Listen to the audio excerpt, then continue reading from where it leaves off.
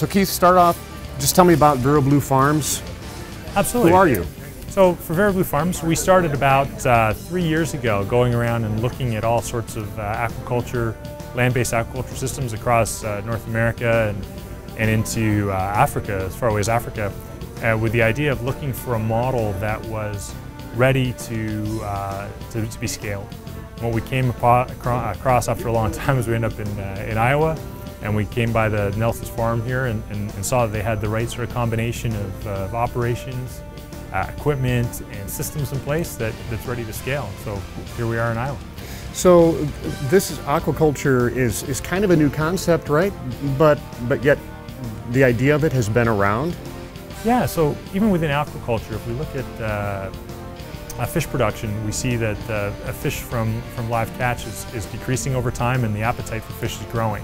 So you got this supply-demand gap, and we moved to offshore aquaculture, and that's got some issues in terms of sustainability and otherwise. And so we're moving now more to land-based systems, and these systems allow for intensive production of protein, which is something that's been done in other areas for a long time. And so it's just a matter of bringing this other type of protein along. The plans for Webster City at this point? Yeah, absolutely. We've got plans for 3 buildings in Webster City proper. There's the building on Des Moines Street, which will house 216 grow tanks, producing somewhere in the neighborhood of 4 million pounds of fish a year.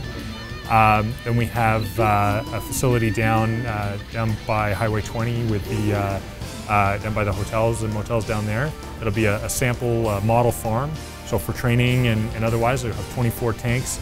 We'll use that for all the training and all the some of the research and development activities we're planning. And then here we are in the bean building, and this will be the offices, the fish processing, where we'll do our feed, logistics, and where our grower support network will come out of. And then out in the community, we plan to do another 700 plus tanks on designated grower facilities. So growers who might have an old sow barn that can be converted, or might be interested in putting up another building that can produce, and we'll support them by bringing them fingerlings, feed, and then buying the fish and marketing that fish on their behalf. So that's kind of part one of 2 parts as far as employment go, right? I mean, and you're going to partner with hopefully those folks out in the country that have facilities that fit, and then over time you'll need employees here at your other facilities in town. Yeah, so we're looking to start hiring as of January of 2015, so in a month and a half from now, once the Thanksgiving and Christmas are taken care of.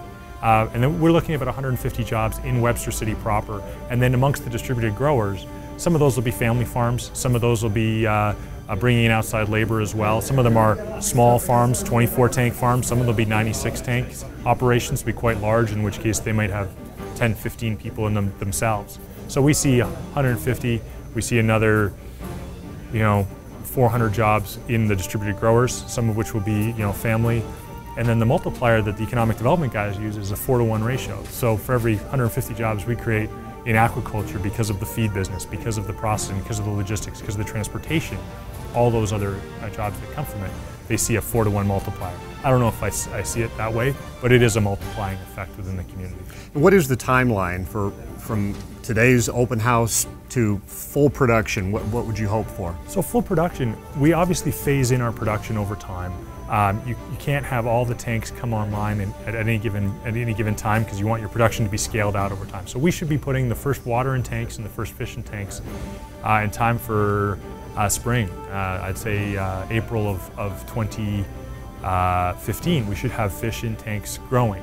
Those fish will actually be imported from Australia as fry, as little half-inch fry in January, because it takes them a couple months to get up to that 4-inch size that they can go in the big tanks. So we'll already start January, February for a April rollout, and then every week new fingerlings going in those tanks, and it'll take basically 6 months for the first ones to make it all the way, first fingerlings going to the tanks, to make it to full-size market size. So you can just see the ramp up over a 6-month period to the point where we're processing 6 months later. Okay, and I guess we haven't even talked about the product itself. It's behind you in the tanks, and I've gotten some video of that already, but tell us about this particular fish and why. So this is Australian sea bass. It's a fish that's very popular in Asia and in Australia and that region of the world. It's got the sort of mouthfeel of a haddock, in my mind, and others liken it to other fish. It's a very flavorful fish, not too fishy, but holds up well. It's not super delicate where you can't sort of cook with it. You know, my personal favorite is a little bit of egg wash, a little flour, a little bit of parsley, and then give it a quick fry and pair it with you know, pretty much anything. A little lemon squeeze on there? A little lemon squeeze on top. Maybe my wife, not myself, but yeah, absolutely. And the fish that we see in the tank to your left, those are full grown? And those are full grown fish, yeah. We brought some out so people could see, you know, what the fish look like and that they are, I mean, they're a type of sea bass. And then we also brought out to my right would be the little fingerling and fry, and then the middle tank is the size of fish that go out to the grower. Okay. And by we take it through the early stage where they're a bit more susceptible to, you know, conditions need to be a bit more managed. And by the time we get up to 4 inches, they're pretty resilient. To grow out, it's another 6 months or a little bit less than that. And as you can imagine, those fish are actually a little bit big for the whole fish market. Those are more of a fillet fish. You imagine that would be pretty big if it was put on your plate all cooked up. Right, yeah. Now, the tanks that we're looking at bear no resemblance to what the tanks that you're going to grow these fish in, correct? Yeah, the tanks that we grow in are 40 feet long by 8 feet wide. So they look like, well, they're designed to be the largest size that you can ship as a shipping unit. So they're built to that spec, made of fiberglass, and they're about 4 feet off the ground. And that allows for the right flow of nutrients in the water and the right flow of oxygen and the off-gassing of the CO2 from the water that allows for optimum production. The fish itself, where will we see this fish being processed, or not being processed, but being served and available? Absolutely. So right now we're distributing in the neighborhood of 5,000 to 6,000 pounds of fish a week.